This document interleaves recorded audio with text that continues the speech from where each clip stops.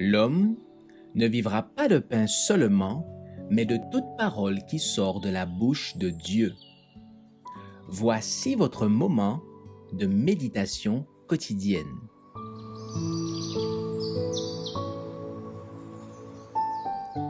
Maranatha.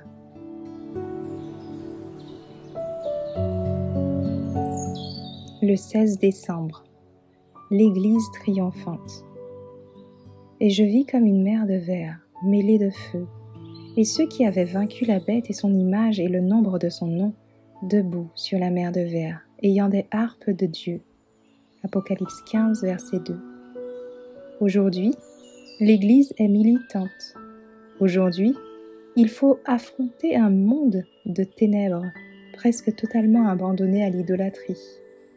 La volonté de Dieu doit être faite sur la terre comme au ciel, mais le jour vient où la lutte sera achevée, où la victoire aura été remportée. Alors, les rachetés ne connaîtront plus que d'autres lois que celles de Dieu. Tous seront rassemblés en une famille heureuse et unie, ayant revêtu la robe de justice du Christ. La nature entière, éclatante de beauté, offrira au Seigneur un tribut de louange et d'adoration. La terre sera baignée de la lumière céleste. La lune brillera comme le soleil, et celui-ci 7 fois plus puissant qu'aujourd'hui. Les années s'écouleront dans la joie.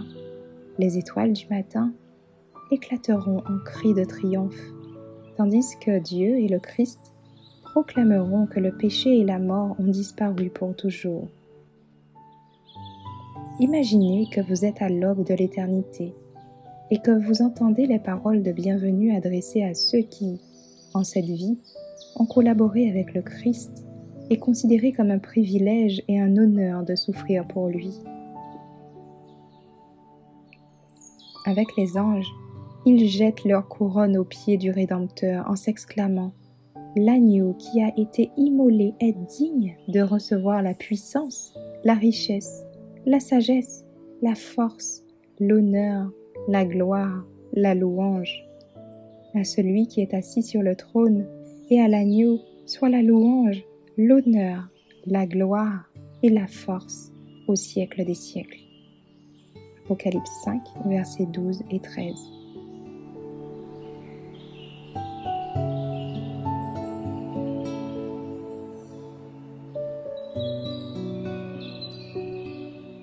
Merci d'avoir écouté cette présentation. Assurez-vous de nous rejoindre demain pour votre moment de méditation quotidienne avec lereste.org.